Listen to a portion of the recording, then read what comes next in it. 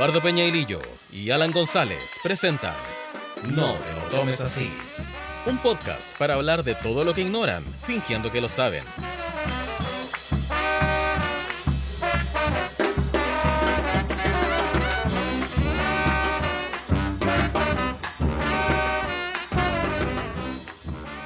Bienvenidas, bienvenidos, bienvenides a este proyecto, a esta bella locura, dirigida por gente loca y no tan bella. Un podcast que te va a... Habla por ti. No, me estás interrumpiendo en la primera presentación. Deja que me... Esto no, No, lo... pero es que tú estás lanzando un foul en el minuto 1. Pero son reglas de que no se echa a la gente en el primer minuto, ¿no? Bueno, hemos visto de todo en el último tiempo. Hemos visto de todo últimamente, sí. No, Bueno, pero... puedes continuar, querido, Muchas gracias. con esta presentación. Lamento haberte cortado la inspiración, pero me sentí un poco empujado por la espalda, una cosa así. Pero me encanta que esto marque la pauta de cómo va a ser la dinámica. O si es que hay una dinámica. Bueno, Ujú. quería preguntarme y preguntarnos. ¿Qué no va a hacer este podcast, este programa? ¿Este podcast le va a cambiar la vida a alguien? No. ¿Este podcast va a informar a la gente? Lo más probable que no. ¿Este podcast va a divertir a la gente? Y lo más probable también es que no. ¿Este podcast le va a entregar material ñoño a la gente para que se luzca el fin de semana con sus amigos y con su familia? Sí, lo más probable es que sí. Sí. Y este podcast va a acompañar a la gente y yo creo que esa es nuestra única y pequeñita ilusión. Así que yo, por mi parte, sin más ilusión, sin más ambición que esa, le doy a todos, a todas y a todos la bienvenida a este monstruo transmitido a través de las ondas de radio o de cable de fibra óptica o de partículas de sonido. Bienvenidas, bienvenidos y bienvenides a este programa, a este podcast que hemos llamado No te lo tomes así.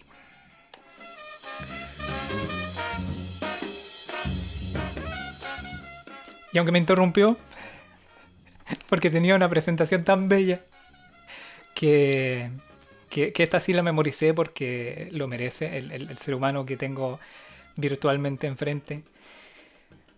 Hincha furioso y furibundo de Deportes Melipilla, de los Potros, oriundo de Conchalí, ya no se me va a olvidar nunca más, y domiciliado en la hermosa ciudad puerto de Valparaíso, Eduardo Peñailillo, amigo y compañero admirado. ¿Cómo estás, querido? Buenos días, buenas tardes, buenas noches a todos nuestros oyentes ahí donde quiera que estén. A lo mejor pueden estar en Ashgabat, pueden estar en Anadir, pueden estar en las Islas Kerguelen, o pueden estar aquí muy cerca de nosotros. Es para mí un gran honor iniciar esta aventura estereofónica junto a este buen sujeto y gran amigo llamado Alan González, desde alguna parte del mundo, porque no le gusta identificarse con ninguna bandera. Y bueno, esperamos entreteneros, como decía John Arbuckle en el primer cómic de Garfield. Esperamos entreteneros y que la pasemos bien todos. Y veamos qué sale. Bonita bienvenida, Eduardo Peñailillo.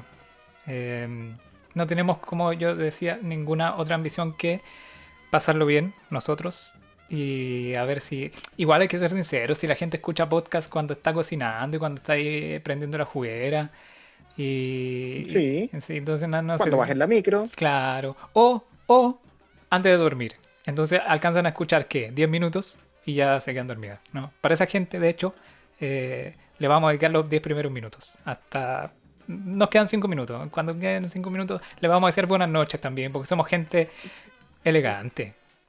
Sí, somos gente educada, les diremos dulces sueños, cuéntenos ovejitas, Pero todo ese tipo de cosas. pero la verdad es que nadie escucha podcast en serio y con plena atención, así que tampoco creamos que hacer un podcast es wow. Lo hacemos porque no teníamos ganas. Sí, lo hacemos porque se nos cantó y porque nos pareció bueno, como el 99% de la gente que hace podcast nos parece una muy buena idea. Si Pero, lo es o no, lo dirán ustedes, pero nos pareció una muy buena idea como toda esa gente que dice, voy a hacer un podcast. pero por eso, en ese ejercicio de completamente hipócrita, falsa modestia, voy a decir que somos parte del 0,01% que sabemos que este proyecto nació muerto Entonces no puede irle peor de lo que es el nacimiento. Si hay gente que esté dispuesta a acompañarnos, va a ser un éxito para nosotros. Así es, si tenemos ya uno o dos oyentes, es una gran cosa. Y si más encima nos escriben algo en nuestras redes sociales, ya nos Ah, damos por maravilloso. profundamente pagados porque esto lo hacemos por amor al arte. No creemos que la estamos rompiendo, ni creemos que tenemos una idea nueva, ni vamos a analizar el acontecer político, porque para eso está la gente que sabe de verdad de lo que está hablando. Sí, no vamos a hacer comparaciones con la saga del Padrino. Eso también se les podemos decir que eso no va a pasar aquí. Yo no quería enemistarme con nadie tan de entradita, pero no, pues, tampoco somos enemigos de nadie. Yo No, pero es que ya que tú empezaste tirando una patada artera, yo no quise ser menos y me acordé de mis tiempos de Defensa Stormwood. Me gusta tu complicidad, me hace sentir un poco menos pollo. Oye, pero aprovechando que terminó nuestra hermosa cortina, tenemos que hacer un apunte previo. A mí me encantan los apuntes previos, pero sé que aburren a la gente. Pero de verdad que lo hacemos porque es necesario. Y hay que contarle a la gente en la sinceridad máxima de que esta idea forjada lentamente en nuestros corazoncitos y en nuestra mente de hacer un podcast tenía un curso normal, estábamos afinando todas las cosas técnicas, la hermosa cortina con la hermosa voz de Igor Montesinos al comienzo, todo lo que es Le damos muchas necesario. gracias a Egor, Y vamos a hablar que es de lo más él sensual que van a escuchar en este podcast. por lejos. Y teníamos, entonces íbamos haciendo todo pasito a pasito para no cometer ninguna ansiedad que nos llevara a errores muy, muy groseros. Más allá de que Eduardo Peñailillo es un conocedor del trabajo radial de toda la vida, entonces mm, tengo plena confianza en eso. Admirador más que conocedor, un autodidacta. Y lo otro que iba a decir que como buenos libras, para la gente que cree en esas cosas, ¡Qué asco! íbamos lentito, Sin tomar ninguna decisión, haciendo sin todo. tomar ni una decisión. No tengo ninguna militancia en eso, pero lo achaco más a una condición mental de ser incapaces de tomar decisiones. Entonces la dinámica era decidir un nombre, decidir música, decidir todo. Bueno, era lento. Pero llegó un momento en la situación de este reino del monocultivo que nos obligó a acelerar las cosas y eso hay que contarlo. Después de la primera vuelta de elección Ujú. presidencial, el señor Peñailillo me deja solamente una frase de WhatsApp que dice: estamos listos para una prueba, estamos listos para grabar un piloto. Y yo ahí apurado porque no estábamos tan listos, pero estuve muy de acuerdo que desde nuestra pequeñita vitrina, desde todas nuestras pequeñitas vitrinas, llegó un momento en que siempre se hizo urgente y necesario y se hizo, además, no digo valientes, digo no cobarde, hablar de ciertas cosas que pueden determinar el futuro de mucha gente. Y bueno, esto se llama No te lo tomes así y nosotros no les vamos a decir a ustedes cómo se tienen que tomar las cosas, pero también le pusimos así porque nosotros nos tomamos las cosas de algún modo y, y ante lo que pasó no podíamos hacer como que no nos tomábamos lo que pasó. Nos lo tomamos de alguna forma, es nuestra forma y quisimos también y queremos más adelante decirles cómo nos tomamos lo que pasó, por qué nos tomamos así lo que pasó y lo que pensamos al respecto. Estamos hablando un poquito en el eufemismo, ¿ah? Eso de, no estamos refiriendo a lo que pasó en el sentido de que hubo una elección presidencial donde no digo para sorpresa de muchos, porque para muchos que nos gusta y nos apasiona la historia latinoamericana no es tanta sorpresa que un señor con rasgos de neofascista alcance votaciones masivas. Pero sí es un golpe y un impacto del que es necesario hacerse cargo desde nuestra ignorancia, torpeza y a veces exceso de pasión, que es la que todos y todas a veces, en la que a veces caemos, pero necesario hacerse cargo. Y me alegra saber y ver que mucha gente se está haciendo cargo. Desde todas sus vitrinas están Ujú. planteando esto y eso es un acuerdo tácito de que esto hay que hablarlo. Me decía un amigo que quiero mucho hace algunos días, me dijo: esto tienes que hablarlo durante este tiempo. Con cada persona a la que llames por teléfono tienes que preguntarle qué siente, qué le preocupa y qué va a hacer. Y nosotros, bueno, además de hacer algunas otras cosas, vamos a hacer esto. Vamos a acelerar el estreno de este programita para hablar de algunas cosas necesarias y actuales. Además, reconociendo que este nunca se planteó como un podcast de actualidad, porque no es nuestra intención ni nuestra especialidad. Así que probablemente después de que pase este episodio volvamos o sea, no volvamos, pero tomemos No, pues, una normalidad que estaba en nuestra mente. así es, pero creemos que es simplemente que debíamos tomarnos bueno, el resultado de la primera vuelta de la elección presidencial para dejar de hablar con eufemismos, de algún modo, y también los invitamos a ustedes a tomárselo de algún modo, a tomárselo de algún modo. Sí, eso. Y les vamos a decir por qué nosotros no lo tomamos del modo que lo tomamos y esperamos que ustedes también lo piensen. Yo comparto el llamado a tu amigo a pensar y hablar de esto. Me parece muy necesario. Oye, guapo pelirrojo, pero dejémoslo para luego. Hagamos un poco como que esto fuera Sí, pues vendamos un poco la pesca antes. Sí, porque teníamos un montón de contenido no preparado para, para entregarles. Y así que se los vamos a entregar un rato y ya en una segunda parte de este capítulo, de este primer capítulo, abordamos en serio este tema. Y además vamos a confiar en nuestra absoluta incapacidad comunicativa para pasar de temas que nos van a hacer reír un poco, o esperemos, a temas que no son para reírse. Ojalá logremos no caer en el ridículo en ninguno de los dos aspectos. Sí, en algún momento puede que nos reamos de temas que ustedes crean que no deberíamos reírnos, pero veremos qué pasa. Bueno, entonces arranquemos con lo que teníamos preparado, la programación normal de este primer Ujú. capítulo de este nuevo pequeñito y hecho con mucho cariño podcast. No te lo tomes así. Entonces, sí.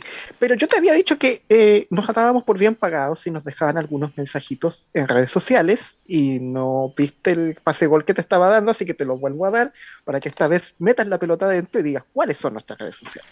Muchas gracias por ese pase tipo Leo Rodríguez. Sí, perdón. Mejor que Tomás Rodríguez. Leo Rodríguez, padre. Porque tenemos un correo electrónico para la gente que responde a las dinámicas más clásicas. ¿Tú te comprometes a abrir ¿cómo se llaman esas cosas postales? Una casilla, lo voy a Eso. evaluar. Muchas gracias. Si llegan varios correos electrónicos, sí, voy a evaluar poner una casilla postal para nosotros y también poder recibir vuestras cartas escritas de puño y letra. Porque tú llegas a ese segmento de gente más clásica todavía, mucho más clásica que lo que yo puedo llegar. Ujú. Pero Si tú lo dices. lo intuyo. Es una delicada manera de decirme lo que el lenguaje joven dirían boomer. Nunca te lo habían dicho tan hermoso. No, no, me lo han dicho de muchos otros modos, pero no, nunca tan hermoso. El correo electrónico es no te lo tomes así @gmail.com y lo voy a decir siempre así, bien en español, gmail.com. No te lo tomes así @gmail.com. Ahí recibimos preguntas, comentarios, propuestas de temas, correcciones, reclamos y sobre todo insultos. Pero insultos sean creativos, por favor, traten de un poquito de argentinidad en ese sentido, así como, no sé, cementerio de papas fritas, ese tipo de cosas. El otro día vi uno muy bueno, me voy a acordar después de uno muy bueno que leí hace un par de días. Una buena puteada, como no digo al nivel de, pero digo inspirado en Ricardo Darín. Ujú. Y tenemos para las generaciones más jóvenes un Twitter que es... El Twitter es más complicado porque un idiota hijo de su madre ya ocupó el nombre que yo quería.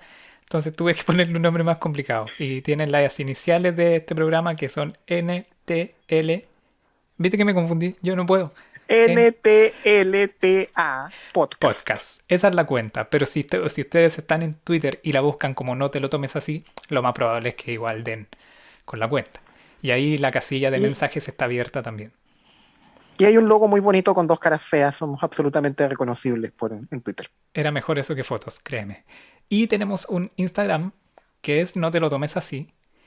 También, no tiene más intención que esa. No vamos a andar subiendo fotos con escote y con frases filosóficas de Paulo Coelho. Tiene el objetivo principal de recibir sus mensajes. Y, lo- Sí, sí. y No, además, no vamos no les prometemos otro contenido que no sea ese. O quizás sí, lamentablemente para ustedes. en algún programa que grabemos bajo los efectos de el alcohol y la euforia. Y además Instagram puedes dejar mensajes de audio, lo que a mí me alegra mucho porque luego pueden salir también como parte de los programas. Eso yo lo he escuchado en otro podcast, que en alguna parte lo he escuchado antes, eso de pedir audios, se aceptan audios. Bueno, pero las buenas ideas se copian. No estás Y veremos inventando si llega algún nada, audio. inventor de la rueda.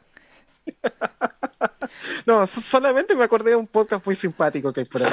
Vamos, me encantaría hacer alianzas con otros podcasts que nos empiecen a considerar y hacer amigos. Yo estoy aquí para hacer amigos, no para andarme peleando con todo el mundo.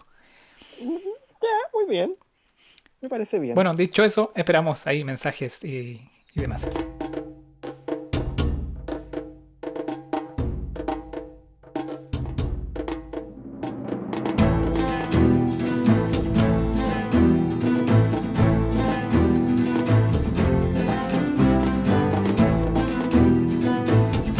Esta cortina, que es provisoria porque no sé si te gustó o si a la gente le gustó, pero yo la tengo, me gusta porque yo voy a tener una especie de sección que todavía no tiene nombre ni tiene definición, pero que va a ser mis pequeñitos aportes ñoños, de contar cositas, contar historias, anécdotas o ñoñerías en general de los temas que a mí más me impresionan.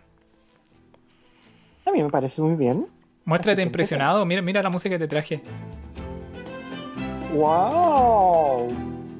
¿Quieres contarnos de dónde sale esta música? No tengo la menor idea. Supongo que es de Túnez, porque escucho bastante música de Túnez de repente y supongo que de ahí la encontré. Recuérdame que en algún momento debemos hablar de música de Túnez y algún cantante de Túnez en particular. Cierto. Lo vamos a mencionar. Sí, es fantástico, es muy bueno. Ujú. Entonces, yo pensé, y un día que estábamos preparando el piloto y este primer programa, en que hay una historia que yo quiero que sea la inaugural, no porque sea mejor que otras, ni porque me parezca más impresionante, pero me parece tierna y llena de contenido y llena de pasión. Y yo siento que este podcast, si va a tener algo, es pasión. Así que quiero contar una historia para la que voy a necesitar tu ayuda introductoria, que esto va a pasar muchas veces porque yo de historia no sé un carajo. Entonces, siempre aprendo Eso es lo que él dice. No, pero es que siempre aprendo las historias como aisladamente. Y necesito que tú me aterrices esto en contextos sociales, históricos y políticos. Porque quiero hablar de algo que pasó durante el desarrollo de las Olimpiadas de 1936. Y yo sé que tú sabes mucho de las Olimpiadas de 1936. Ay, ay, ay, ay, ay, yo sabía que ibas a pisar ese palito. Los Juegos Olímpicos de 1936. Que las Olimpiadas son los que hay entre uno y otro. Ya, pero yo tengo en mi mala información que en algún momento eso fue distinto, que se le decía efectivamente Olimpiadas. Pero Bueno, deberíamos revisarlo, pero para que no confundamos los términos, nos referimos a los Juegos Olímpicos de Berlín 1936, producidos en un país llamado Alemania, gobernado por un sujeto en ese momento llamado Adolf Hitler. y que yo sé que esto se maneja como popularmente así como un eslogan, pero no está tan lejos del eslogan, o sí, te lo pregunto. Son los Juegos Olímpicos donde Hitler intentó efectivamente demostrar la supremacía de la raza blanca en lo cuanto a lo físico, a lo genético. Más bien, más que la raza blanca, yo te diría la superioridad alemana. De hecho, si lo consideramos por medallas, Alemania ganó por lejos. No estoy tan de acuerdo con el hecho de que haya sido mera superioridad racial. Hubo varias eh, competencias ganadas por gente de piel de otros colores. El tema de que no quiso darle la mano a Lewis es parcialmente cierto. Efectivamente no se la dio porque no se la dio a casi nadie, se la dio a dos atletas nomás en todos los juegos. No estaba ni siquiera. Y de hecho Lewis dice que él recibió una felicitación por escrito del gobierno nazi y no recibió una felicitación por escrito ni fue invitado a la Casa Blanca por su propio país, Estados Unidos. Sí hubo mucha, obviamente, celebración de la raza aria y del régimen nazi en el sentido de las instalaciones, de la propaganda, de las filmaciones, de la famosa Leni Riefenstahl, por ejemplo. Y también otros detalles interesantes, por ejemplo, fueron los primeros juegos con transmisiones de televisión relativamente permanentes y prolongadas. Hubo una estación de televisión que transmitió los juegos más o menos en promedio unas 8 horas diarias para una audiencia en Berlín y algunas ciudades de Alemania, si la memoria no me falla. Eso fue justamente una de las cosas que me sorprendió en mi ignorancia porque hay registros de video y se ve, por ejemplo, el desfile inaugural donde entran las delegaciones y hacen el saludo nazi a la galería, al palco preferencial donde está el mismísimo Hitler y todo el estadio haciendo el saludo nazi. Todavía ver eso en video te da como un golpe emocional, es fuerte. Sin ninguna duda. Bueno, y después entonces de esta ceremonia y que empiezan los juegos, se desarrolló fútbol. El fútbol era parte de las disciplinas. Y aquí empieza la historia, porque hay una selección latinoamericana, la selección peruana masculina adulta de fútbol, que pasaba por un periodo deportivo muy bueno, sobre todo concentrado y sobre todo potenciado por la delantera del equipo, que se le conocía como el rodillo negro.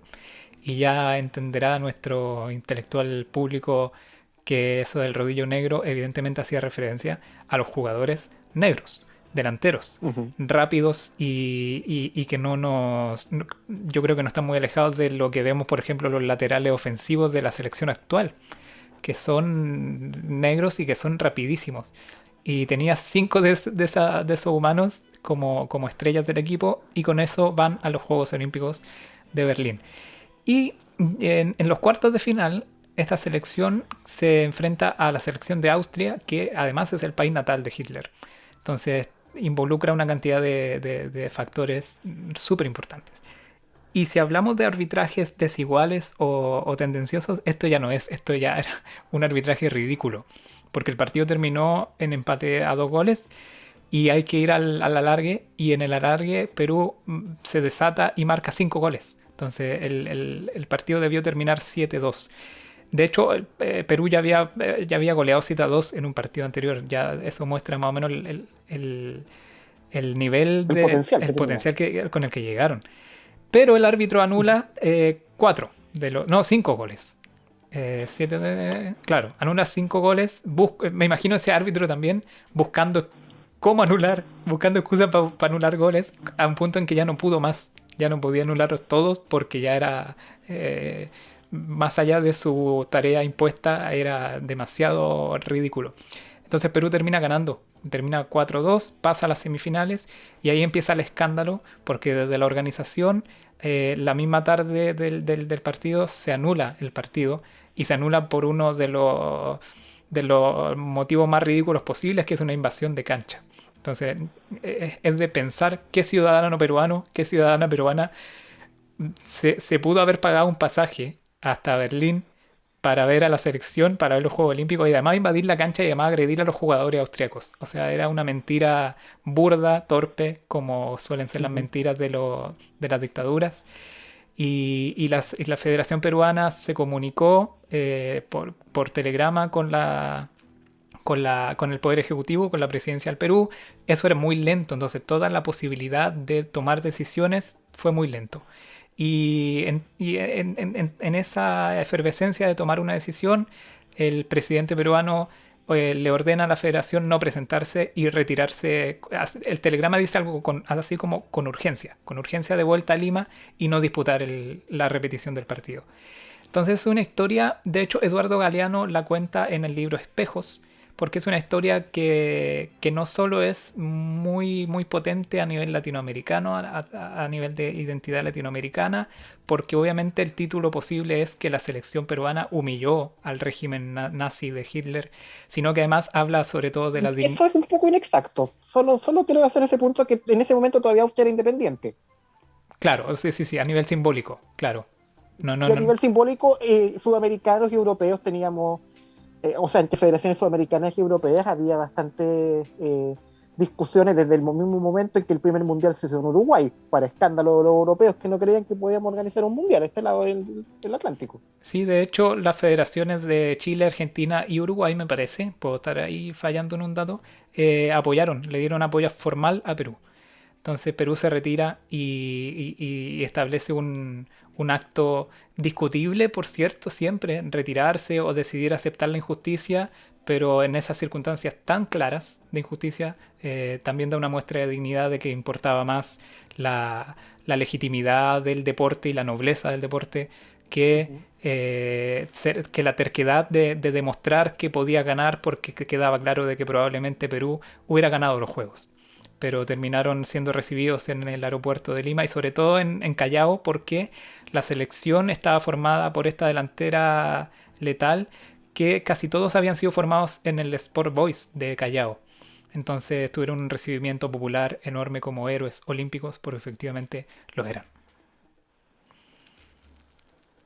Una demostración de que a veces no hay que validar, a veces la mejor forma de enfrentar la injusticia es no validándola con la presencia, y que a veces que no, pero creo que en este caso, esta historia que al menos para mí era desconocida, yo creo que muchos no la conocen, también es un ejemplo de deportividad, paradójico, porque el ejemplo de deportividad es no presentarse, pero también eso significa no aceptar condiciones que no son justas, que no son deportivas.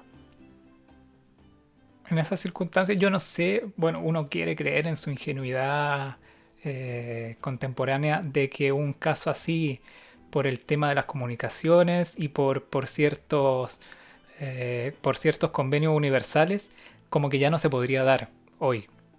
Creo que habría mucha más presión mediática para llevar a cabo una cosa tan brutal de injusticia como esa, de anular goles ridículos o pedir anulaciones de partidos. Pero, pero en esas circunstancias donde todo era tan riesgoso, se entiende la tensión permanente de tomar ese tipo de decisiones porque podían incluso ser peligrosas para la vida de la gente, de los jugadores, de los técnicos y todo.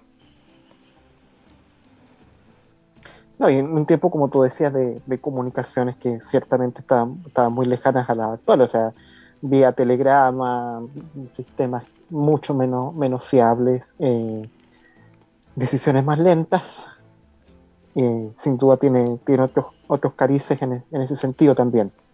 Ahora, no vamos a negar que injusticias deportivas en el fútbol existieron, existirán, existen y probablemente sigan existiendo después de que nosotros vivamos más allá de los avances tecnológicos. Es cierto.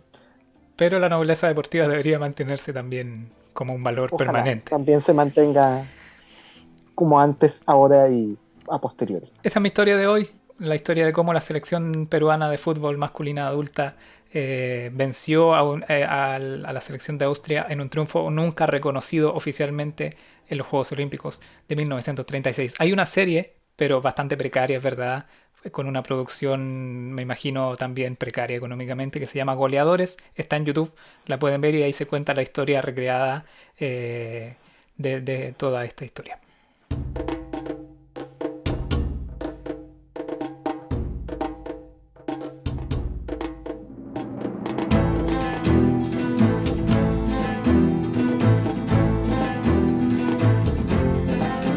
Me terminó gustando mucho la cortina.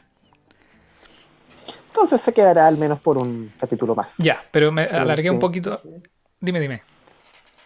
no, lo que te iba a decir es que íbamos a seguir este viaje en el mundo y en el tiempo, pero esta vez nos íbamos a ir a otro continente y a otro rincón, Yo voy a tomar aire. Porque lo que y con otra viene. música. Y con otra música. Porque lo que viene. ¿Lo presentas tú? Yo creo que sí. Es tu momento. Bueno, en este caso, no, nosotros, como se darán cuenta, no somos demasiado estructurados y no prometemos tener así como muchas secciones permanentes, ni que el programa va a ser muy eh, estilizado en ese sentido, de decir, hoy les vamos a presentar ta y ta. Pero hay una sección que sí vamos a tener, que prometemos que si no está en todos los capítulos, va a estar en la mayoría de los capítulos, y es que es un personaje, es un hombre tan completo, tan desarrollado en todas las áreas. No, teníamos que tenerlo aquí. Yo tengo la cortina lista para dispararla porque la tengo que disparar. Así que si tú no tienes más introducción que esa, yo Yo creo que presento. algunas buenas para muchas personas va a ser, vamos a poner esta cortina y no les va a decir nada, pero algunas personas de bien, alguna gente que tiene la fortuna de saber de este tipo renacentista, de personaje desarrollado en todos los ámbitos, van a sentir mucho orgullo al escuchar estos acordes. No sé si es el nombre definitivo, pero yo, en mi humildad de persona cívica y democrática, propongo que esta sección, la única, como decías tú, permanente y estable de este humilde programa, se llame Mi megalómano favorito.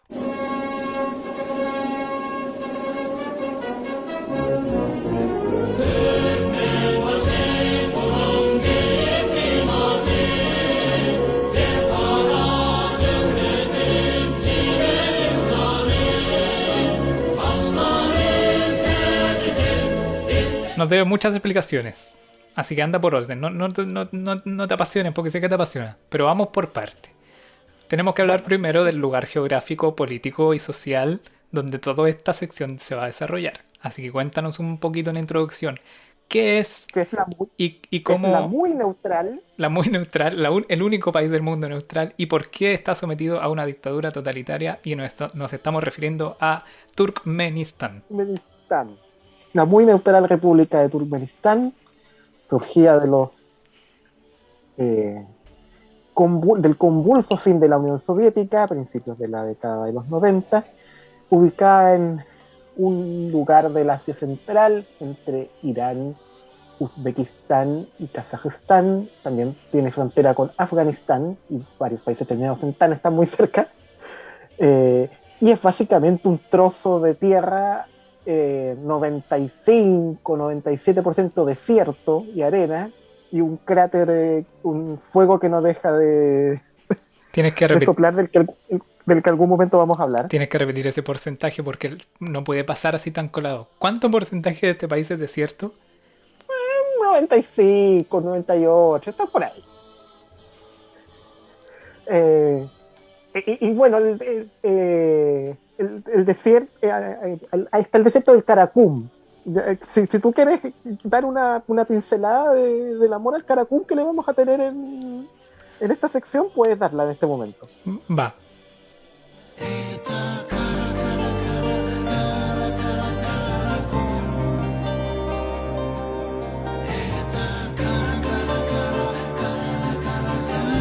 Igual vamos a hablar de esta canción maravillosa en el próximo capítulo. Me sirve para adelantar que esos acordes y esa dulcísima voz es de... Tomo aire para decir, como corresponde a este nombre, Gurbanguly Berdimuhamedov. Nuestro megalómano favorito. Nuestro megalómano favorito, presidente de la República Neutral de Turkmenistán. Y su segundo presidente en estos... ya van a ser 30 años de... Si es que ya no son 30 años de historia. Donde solamente ha resultado ser un poco menos megalómano que el anterior. Que se dice rápido para una dictadura totalitaria, Dios. Sí. Y resultó ser un poco menos megalómano que el sujeto anterior, Saparmurat Niyazov, que fue el primer megalómano de Turkmenistán, ya a límites difíciles de concebir, de los que también hablaremos en su momento, pero podemos adelantar que escribió un libro llamado Runama, en el que él compendiaba toda la filosofía que consideraba necesaria para su pueblo, tan necesaria que era necesario aprobar el libro para sacar el carnet de conducir y para aprobar cualquier carrera universitaria. Un libro que tiene contenido integral, holístico, nunca mejor aplicado, holístico. Sí, no. Estamos hablando de tipos holísticos aquí en los dos casos. Tipos que se consideran capaces de cambiar el nombre de los meses del año. Niyazov, el primero, cambió los nombres de los meses del año. Uno de los meses del año se llamaba como su mamá. Y bueno, nuestro megalómano favorito actual también es un hombre holístico absolutamente, un deportista polifuncional, además escritor en diversos temas y amante de los animales. Sobre todo los perros y los caballos. Su afición, bueno, sus aficiones se ven siempre representadas en monumentos y estatuas grandes. De hecho, existe una estatua del libro, ¿cierto? Así es, existe la estatua del Runama, entiendo que ya no gira, eso sí, porque el Runama lo escribió el primer megalómano, no el segundo, en el actual, entonces ahora tenemos otras estatuas, algunas anteriores han sido retiradas o tienen un poco menos de brillo. Bueno, y estos tipos no son parientes, de hecho el actual, Bernie Mohamedov, era el dentista de Saparmurat Neso. Y de dentista y ministro de salud, en un momento en que su antecesor consideró que solamente debía haber hospitales en la capital del país y en ningún otro lugar, porque según él no eran necesarios, de ministro de salud y dentista pasó a autócrata, tirano y absoluto señor de este feudo desértico, y pudo desarrollar sus propias medidas megalómanas hasta el día de hoy. Profundizando esas reformas maravillosas, como por ejemplo dar un examen del RUNAMA para obtener la licencia de conducir. Un reformista, podríamos decirle. No, claro, Niyazou tuvo que hacer el país desde el inicio. Lo que pasa es que eligió el camino más megalómano posible, a diferencia de sus vecinos tiranos, que también fueron tiranos y también tuvieron que armar países casi de la nada, no porque sus etnias no tuvieran historia, sino porque la tradición estatal en esos sectores era virtualmente nula, pero eligieron hacerlo de un modo un poquito más racional que en este caso, donde Turkmenistán realmente tiene límite, o sea, tiene condiciones y situaciones que son muy llamativas, y aún así probablemente no es la dictadura más cerrada y menos conocida del planeta. Justamente, Pero vamos a hablar mucho de eso. justamente para eso tengo que apuntar a hacer mi papel de persona seria en este podcast, porque alguien lo tiene que hacer. Yo tengo que ser el cerebro de Pinky, tengo que ser el cara blanca de esta dupla de payasos, porque Sigue. no tengo más. Ahí se me acabaron. Tengo que ser el indio de este Dinamita Show. Ay, muy bien esa. Porque es verdad que vamos ¿Cómo a... me lo compró? Muchas gracias. Horrible aporte, no lo hagan más. Tenemos que hacer una aclaración que quizás ni si fuera necesaria, porque sabemos que los posibles oyentes de No Te Lo Tomes Así es gente brillante. Pero siempre nos vamos a referir a este tipo de sujetos en el sentido de burla cómica y satírica, en tanto lo que logra salir oficialmente de totalitarismos como este es muy chistoso, por lo patético y por lo ridículo. Lo que Uh-huh. no nos tiene que hacer nunca olvidar que detrás de este velo de ocultamiento y de silencio y de oscuridad, lo más probable, porque no lo podemos saber con certeza, lo más probable es que haya un montón de Algo sufrimiento. sabemos. Bueno, y yo creo que nos va a contar, pero es la parte, seguramente van a ser las partes más ásperas de este programa, pero que no le vamos a hacer el quite tampoco. O sea, si ya de Corea del Norte sabemos poco y sabemos cosas horribles de persecución, de hostigamiento y de desaparición de gente, de este tipo de regímenes como el turkmeno, sabemos quizás un poquito menos, pero hacemos el ejercicio sano de reírnos de la imbecilidad de este señor, porque el humor negro tiene que apuntar hacia eso. Tú manejas súper bien estos códigos, yo lo sé, entonces tú explícalo mejor que yo. En el sentido de que, bueno, afirmando primero tu idea, sí, lo que buscamos con esta sección y otros comentarios que hagamos así no tenemos el afán de tomarlo a la ligera, sino que de verdad hacer escarnio. Quería usar hace rato esa palabra que me parece tan hermosa, de estos personajes. Y sí, efectivamente, de Turkmenistán sabemos quizás menos que de Corea del Norte, pero también efectivamente hay aquí un sistema detrás que ha provocado sufrimiento en mucha gente, falta de oportunidades, hambre y cosas que obviamente no le deseamos a ningún país ni a ningún ser humano, pero que sin embargo pasan y siguen pasando, y está bueno también saber que siguen pasando, porque a veces se nos olvida nuestra pequeña isla rodeada de montañas, tan alejada del resto del mundo, y a veces miramos tanto nuestra propia historia que se nos olvida lo que pasa un poco más allá con gente como nosotros, con gente como nosotros que a lo mejor tiene algunos rasgos distintos, que habla otro idioma, pero que al final tiene muchas cosas similares con nosotros más de lo que creemos. Y de hecho, en base a eso mismo, tenemos que agradecer que no somos para nada descubridores del material que aparece, porque hay gente que lo entiende mucho mejor. Incluso hay gente que anda por ahí, por el Twitter, por las redes, que ha visitado el país. Y hay gente sobre todo que puede traducir toda la información, porque si no, no tendríamos idea más allá de lo visual, que de hecho es bastante impactante por sí mismo. Pero hay gente que lo traduce para nosotros, entendemos más o menos las ideas que se transmiten y eso nos da una buena idea. A ver, ¿cómo lo digo yo? El conocer la superficie, que es lo que el gobierno, en este caso turkmeno, te deja ver, es tan patético y tan ridículo que nos da una buena idea de lo que hay escondido. Entonces por eso nos reímos, porque en su intento torpe de mostrar a este sujeto que nos va a dar un montón de material de verdad muy simpático, porque tú decías deportista, músico, artista íntegro, escritor y Escritor. conductor de automóviles de alta velocidad. Sí, se me había olvidado eso también. Diseñador industrial y de otras cosas, jinete, conductor de eventos de fin de año, Uy, cierto, eh, DJ. y muchas cosas más. DJ y rapero, guitarrista. Claro. Lo he visto pescando también, si la memoria no me falla. Y bueno, ya que tú mencionabas esto del material que nos permite conocer, yo quería comentar por una parte que eso también sucede porque la televisión turkmena es de libre acceso a través de internet. Eh, no, sugiero verla en casos crónicos de insomnio, de verdad.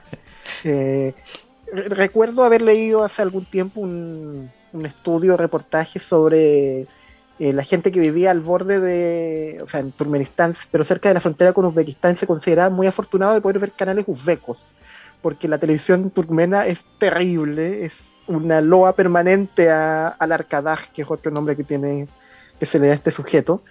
Y por otra parte, también mencionar y agradecer al señor Nipor Wifi en Twitter, que es una persona que se dedica bastante a difundir material de esta persona, y recomendar la lectura de un par de libros en español que tiene una noruega llamada Erika Fatland, que ha viajado por toda esta zona y también ha podido entrar a Turkmenistán y contar algunas cosas, y en algún momento seguramente leeré algún pasaje de sus textos.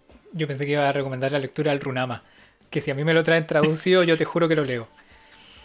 Sí, no, yo también. Sí, así que aprovechamos de hacer el llamado si alguno de nuestros lectores logra entrar a Turkmenistán, que no es tan fácil, y consigue un Runama, se lo compramos con mucho gusto. O aceptamos unas fotocopias por ahí también. Esta es la única sección permanente, señoras y señores, damitos y señoritos, de este podcast, porque lo teníamos claro desde antes de su nacimiento, desde su concepción, que íbamos a aprovechar este material. No se lo tomen así. No te lo tomes así, esto fue nuestro megalómano favorito. Megalómano favorito.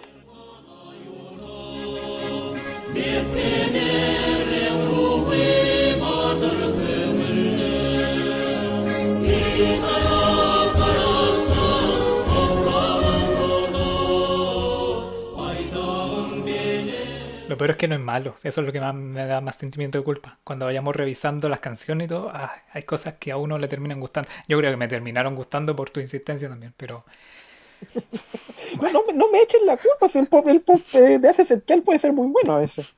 Eh, pero convengamos que también es bastante monótono y a veces satura, pero ya tendremos esas conversaciones musicales posteriormente. vamos a hablar de un montón de cosas. Hay temas que nos apasionan, desde la música, el deporte, el fútbol, los viajes, las geografías. A mí yo voy a ser muy insistente con cosas de ecología, de la evolución humana, del espacio interestelar y de la formación de las galaxias. Entonces, si quisimos hacer no te lo tomes así, es porque si de algo no dudamos, es que hay mucho material potencial para compartir ñoñerías.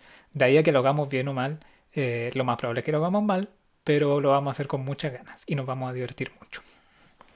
Esa es sobre todo la idea y bueno, en más de algún caso tendremos opiniones divergentes, pero no lo hicimos precisamente para estar de acuerdo en todo. Y ahí yo Lo voy hicimos a... precisamente, lo hicimos porque queríamos conversar. Me encanta y además yo voy a... De hecho, no, es que... No, que diga que es una lección es absurdo, pero es una lección para tú y yo, porque sabemos que siendo personas muy distintas en sus convicciones y en sus formas de ver el mundo, nos podemos querer y nos podemos llevar bien.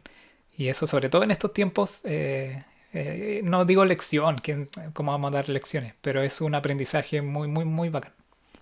Ujú. Y no está malo dar un ejemplo en ese sentido. Y O además yo... una muestra más que un ejemplo, Eso, dar una muestra, hacer ver que es posible. eso quería Que es decir. posible como el hecho de que fuimos a ver un partido juntos en dos equipos distintos. No utilizamos los métodos más regulares, pero lo hicimos y también queríamos dar una muestra de eso. Cierto, que me parece que debería ser una cosa, como dijiste tú, me gustó mucho, una cosa normal, normal, de Sí, debería que, ser lo más normal claro, del mundo poder ir a ver el partido con alguien, con un amigo de otro equipo. No, o no de, debería ser o de que, ninguna hazaña, ninguna cosa extraordinaria. o que un panqueta pueda ir a un concierto de música romántica y un romántico pueda ir a un concierto panqueta, porque sirve Ujú. mucho. No, digo, fue un ejemplo absurdo, pero en general. O que una persona de convicciones anarcas como yo pueda compartir con una persona de convicciones centristas como tú. Com- Dicho eso, creo que tenemos que, dado el paso inexorable del tiempo, hablar de aquello que dijimos que no nos podíamos tomar de cualquier modo, sino que nos lo tomábamos de determinado modo. Sí, esto amerita un poco de seriedad, que no es gravedad, es seriedad. Un amigo también hace mucho tiempo me dijo que dejara de decir que las cosas importantes son serias, porque es verdad, las cosas importantes no tienen por qué ser serias, todo puede ser divertido, pero las cosas importantes tienen que ser éticas. Y las comunicaciones, yo creo siempre, y en mi crítica, a mí me apasionan las comunicaciones, y mi crítica más permanente es la falta de ética, no la falta de calidad, porque eso se puede corregir. La falta de ética en las comunicaciones a mí me hace perder un poquito la calma y la paciencia y me hace apasionarme mucho desde lo malo, desde el pésimo estado de normalización que hemos hecho de ciertos medios. Y de ahí lo quiero enfrentar el tema. Entonces, bueno, tenemos que hablar de esto. Hagamos una pequeñísima introducción de los hechos. ¿Quieres que la haga yo? Me encantaría. Bueno, las últimas elecciones presidenciales, porque ya quizá en algún momento hablemos de los resultados de las otras tres elecciones y sus numerosos votos y muy extensos votos, pero en este caso, estos siete candidatos que pudieron ser muchos más, nos dejan con una segunda vuelta que, al menos en la papeleta, te deja solamente dos opciones, que una es la de un señor llamado Gabriel Boric, la otra es de una persona llamada, un señor también, sí, llamado José Cast, tiene un nombre compuesto, José Antonio Cast, le gusta que le digan así, su primer nombre es José, eh, y esos son los dos proyectos, ideas y candidatos que pasaron a una segunda vuelta que tendremos próximamente y en la cual si bien no, sí está la opción de tomársela de un modo que no implique poner una raya por el uno o por el 2, pero creemos que y hemos concordado dentro de desde y dentro de nuestras diferencias que la opción de omitir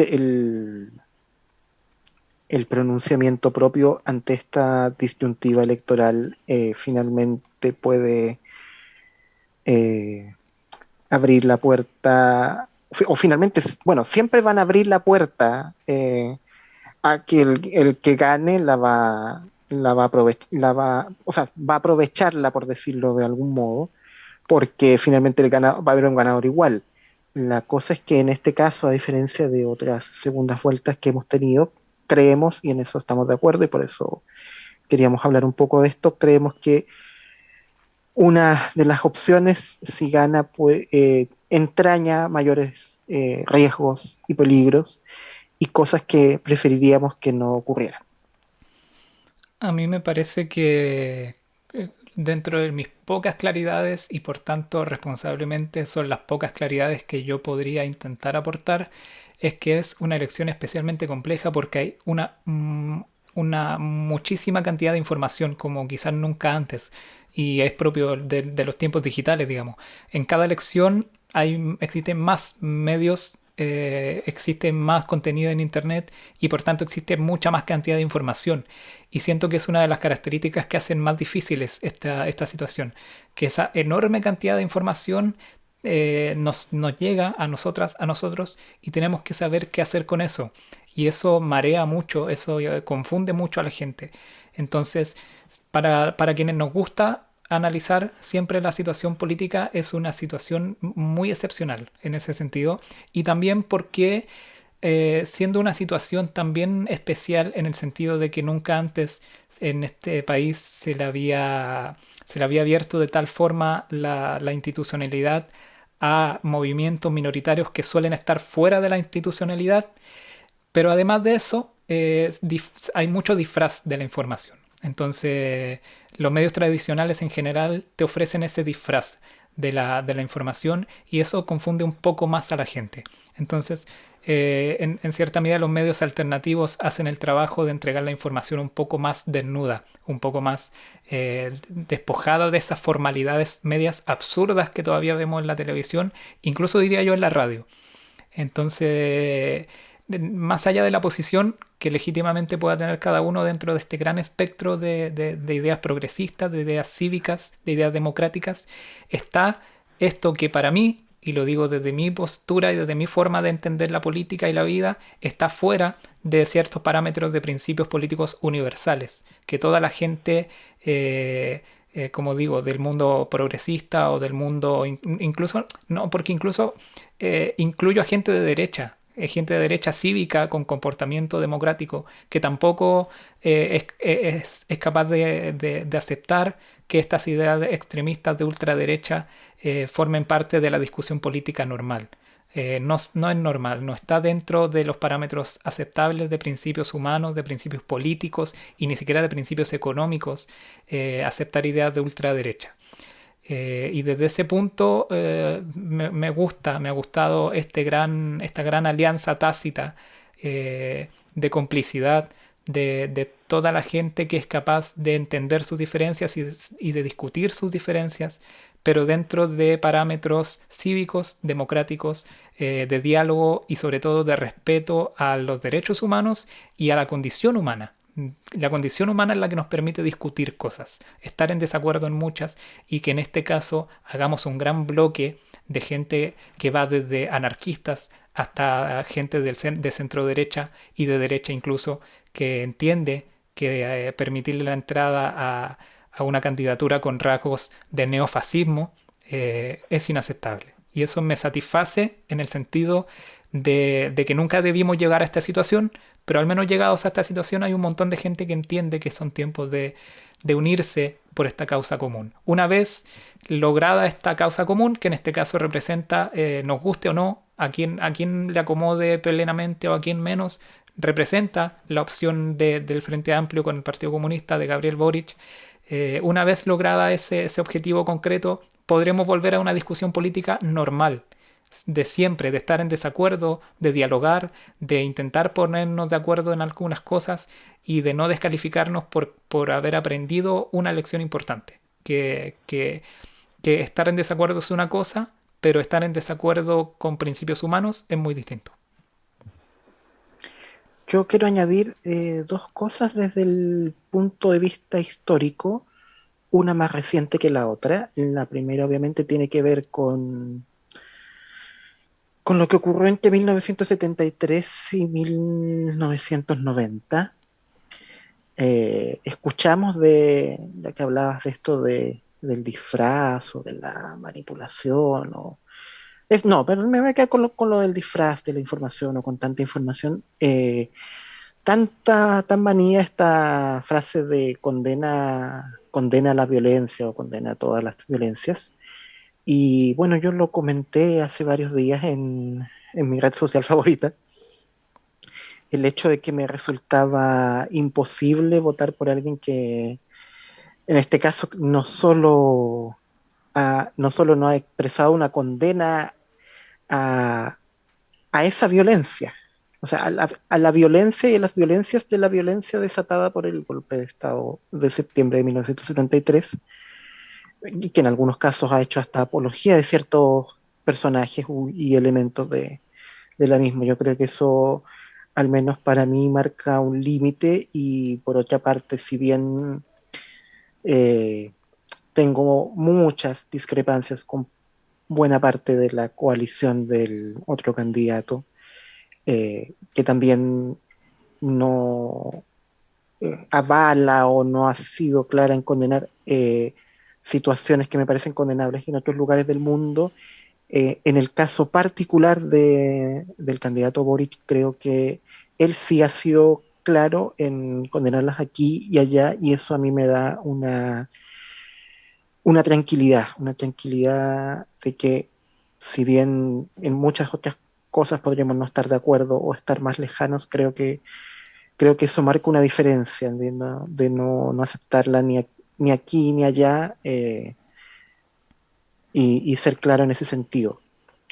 Esa es la referencia más lejana, y la referencia más cercana también es el hecho de que estamos en un proceso constitucional inédito, un proceso constitucional que tuvo un respaldo amplio y muy mayoritario, a pesar de que hubo mucha gente que ni siquiera en esa, la elección más importante de estos últimos 30 años, se sintió compelida a ir, pero dentro de los que fueron, aún así fue una opción muy, muy mayoritaria, que con muchos desaciertos también ha tenido varios aciertos, y creo que es un proceso que era necesario escuchar a otras personas distintas de las que siempre escuchamos, escuchar a otras voces distintas de las que solemos oír, y que suelen transmitirse, eh,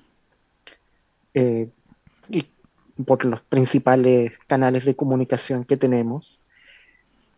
Y ese proceso que está en marcha, que aún no termina, que no sabemos cómo va a terminar, la segunda vuelta nos deja la disyuntiva entre alguien que estuvo desde el principio comprometido con ese proceso, que incluso arriesgó su capital político creyendo en que era un proceso necesario y que podía ser un cauce de salida a una situación anterior que estaba muy cerca de hacer explosión de modos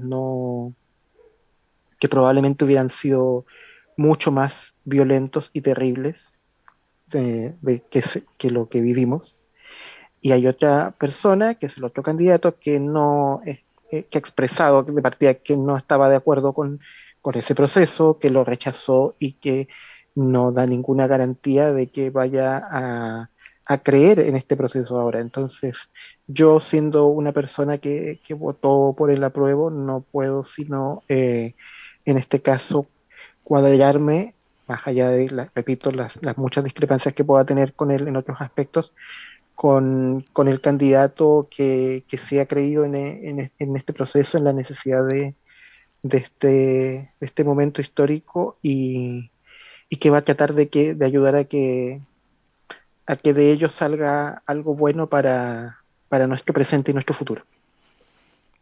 Es un buen aporte en nuestro intento de acercar este gran caudal de información, hacer nuestro pequeñito aporte para que se haga un poco más cercano. Y yo en esa cercanía quiero dejar un último apunte, por lo menos hoy, que tiene que ver con diferenciar las dos discusiones, porque uno de los que parecen ser potenciado por por este disfraz de la información, uno de los puntos, comillas, fuertes de una candidatura de extrema derecha es el tema económico. Y es una discusión que siempre es apasionante dar, pero siempre que se planteen los términos claros y verdaderos de las cosas como son. Y más allá de la postura de cualquiera de nosotros, de cualquiera de nosotras, las cosas son bastante claras.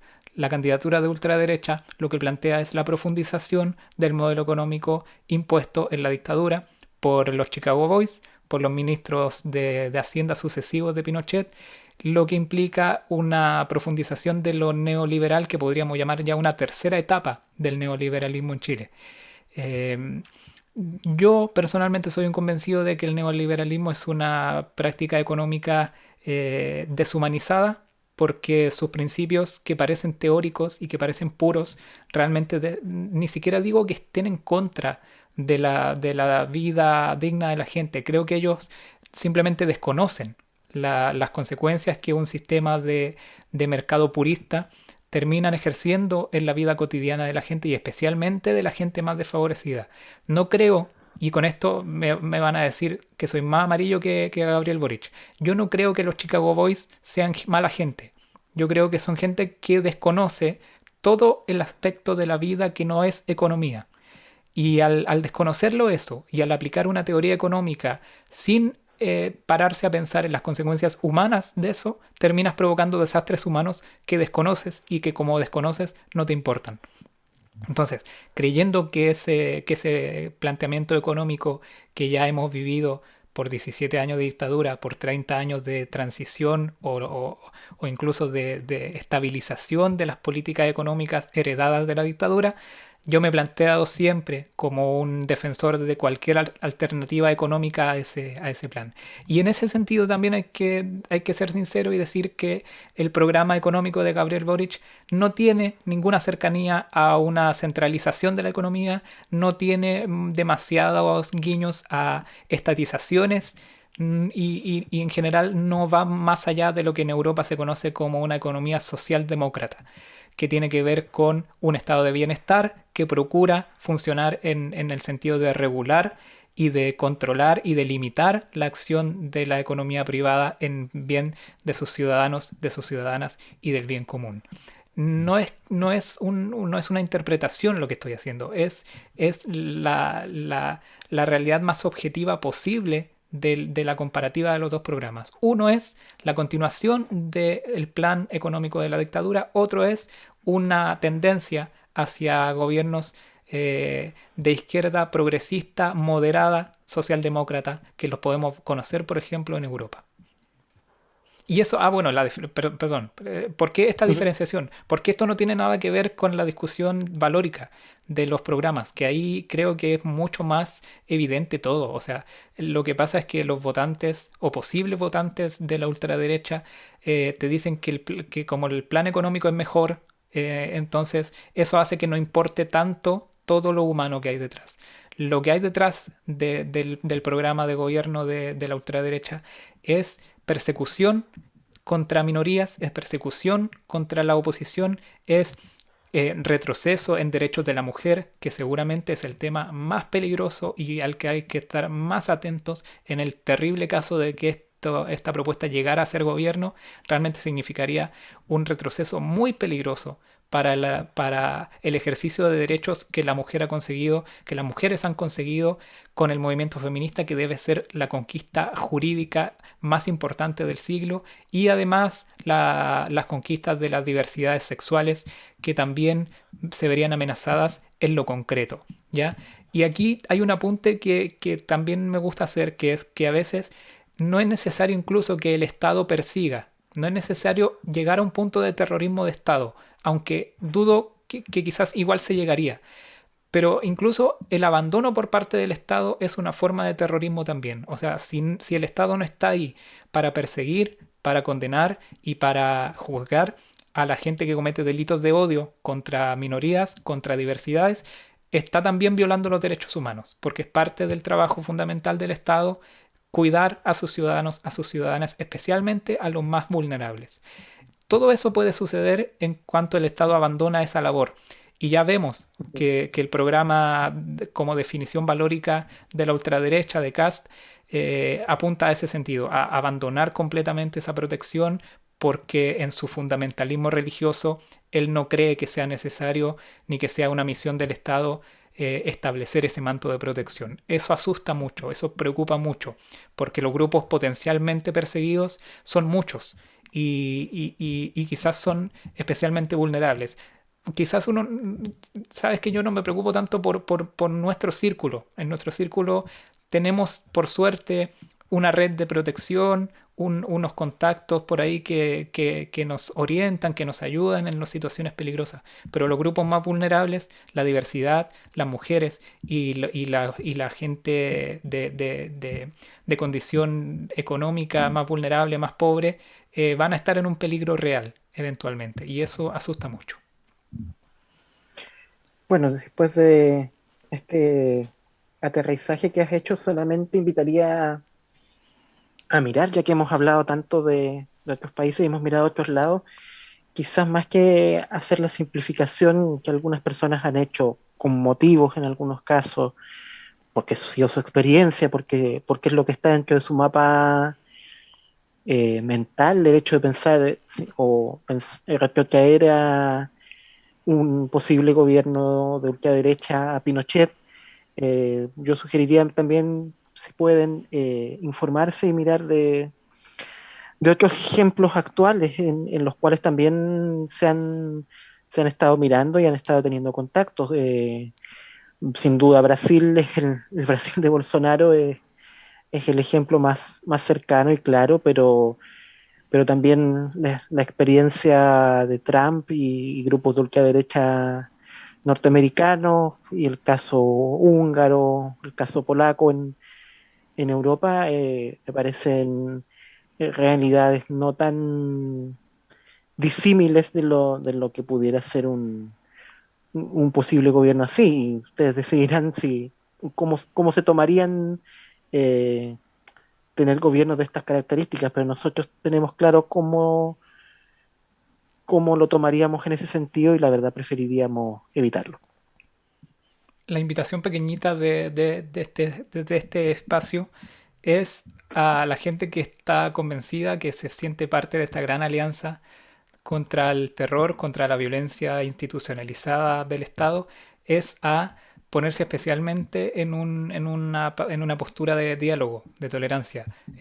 Tenemos muchas diferencias, eso lo sabemos, desde los más radicalizados hasta los más moderados, pero no es momento de dejar la pelea chica y de a trabajar juntos por un objetivo que nos guste o no, es el objetivo concreto que nos va a salvar de un gobierno con rasgos neofascistas, que es un gobierno peligroso para mucha gente. Entonces es momento de pensar en ese ejercicio de tolerancia, de humildad y de diálogo y de ojalá llevarlo al futuro también, de como una autocrítica yo la planteo también, de dejar esas formas violentas de debate político y social en la que a veces caemos, ¿no? Porque eso es propio del fascismo. Anular y desprestigiar, invalidar la opinión del otro, eso es propio del fascismo.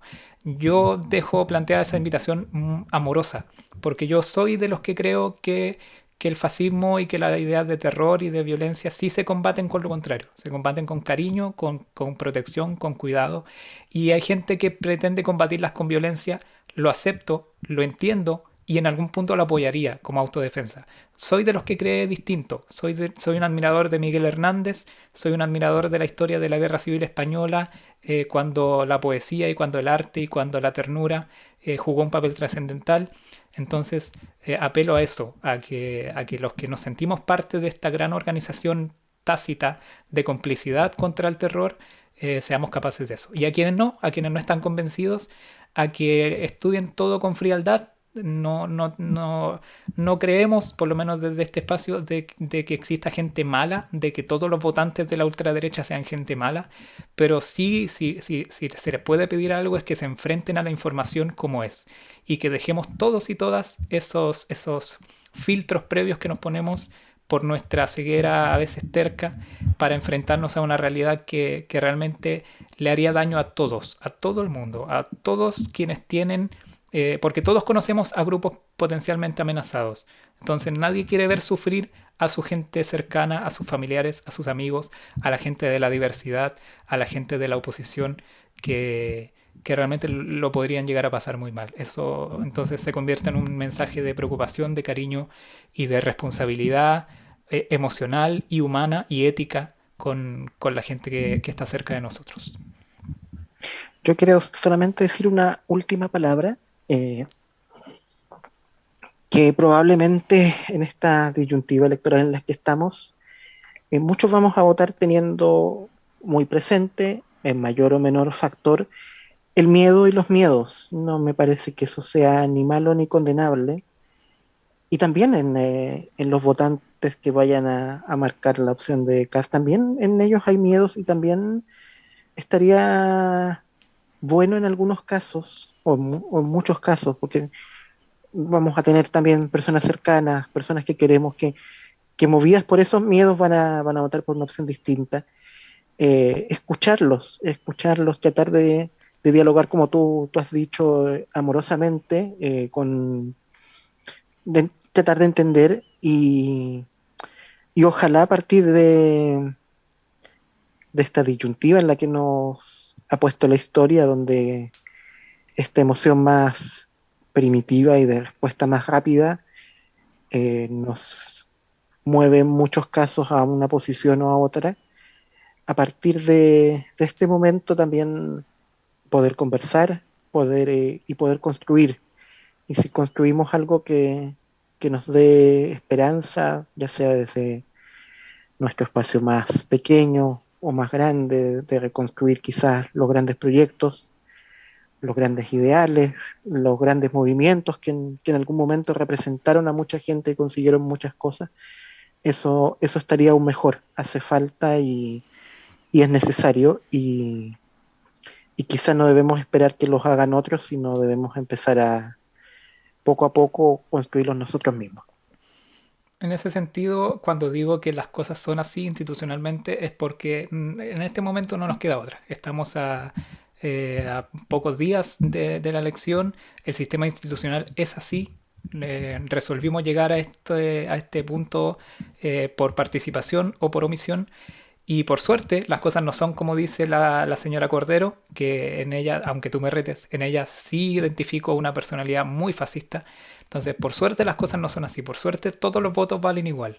Y los votos de la gente más interesada, en este caso, se van a mezclar con gente que por ahí no estaba tan interesada.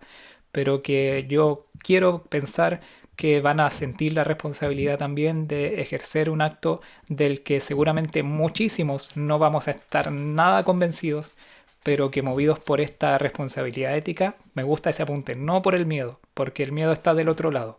Los que quieren imponer miedo son otros. Nosotros queremos imponer un espacio de diálogo. Un gobierno progresista, un gobierno de Gabriel Boric, va a tener espacios democráticos de diálogo. Podemos ser oposición a las medidas que se tomen cuando no nos parezcan y los movimientos sociales se pueden sentir a salvo. Pero quienes no quieren el diálogo, quienes quieren usar el poder del Estado para ejercer violencia y para ejercer una idea incontrarrestable, realmente no deberían nunca tener ese privilegio de que la gente, ejerciendo un acto soberano como es el voto, les entregue ese poder. Y creo que esto ha sido todo por esta ocasión y esperamos que contar con ustedes en nuestros próximos capítulos de esta aventura que iniciamos hoy y que se llama Si tú no tienes, perdón. Si tú no tienes, es que yo quiero que tú lo despidas, pero yo quiero dejar, ya esto no es parte de la argumentación, esto es parte de mi sentir. Yo quiero dejar siempre en el aire que siga vibrando la memoria de Manuel Rebolledo. De Manuel Rebolledo Navarrete, este muchacho que murió el 21 de octubre de 2019, atropellado por un camión manejado por un infante de marina que contra el pesar de mucha gente fue condenado a una pena en libertad. No fue condenado por un crimen, sino por un cuasi delito. Y especialmente, y con todas las interpretaciones posibles, con todas las diferencias que se puedan tener de la visión de los hechos, homenajear a sus padres, a Manuel Navarrete a Manuel Rebolledo y a Luisa Navarrete, que han tenido que pasar mucho. No solo la desaparición de Manuel Rebolledo, el Polera, allá en la población Libertad de Talcahuano, sino la profunda lentitud e ineficiencia de la justicia para casos como estos. Así que, más allá de lo que cada uno piense del contexto social donde esto ocurrió, mi homenaje y mi respeto a la familia de Manuel. Me parece muy bien, querido Alan. Y bueno, se darán cuenta que estamos empezando, cometemos algunas torpezas, las vamos a seguir cometiendo. Y, sin- y bueno, habrá estos momentos donde uno quiere decir una cosa, otro diga otra, donde no estemos eh, coordinados como un reloj suizo, pero sí estamos claros que teníamos muchas ganas de hacer esto. Yo me permito agradecerle a Alan porque él prendió el fuego de esta idea, fue el que creyó primero. Yo soy no, accedí a seguirlo y aquí vamos y ojalá nos quieran acompañar en lo que venga, en No te lo tomes así. Yo quiero que dejen muchos mensajes, que hablen ustedes, porque ya con esto yo creo que ya cubrimos la cuota. No deberíamos hacer ningún capítulo más. Pero hasta que no haya inteligencia artificial dispuesta a conducir un podcast, vamos a tener que hacerlo igual. Pero quiero que hablen ustedes, en los mensajes, en los correos, en el Instagram, en el Twitter. Eso, por mi parte. Muy bien, pues será hasta otra oportunidad. Buenas noches y buena suerte. Nos escuchamos la próxima semanita en este No te lo tomes así. Gracias, amiguito. Gracias a ti, Alan.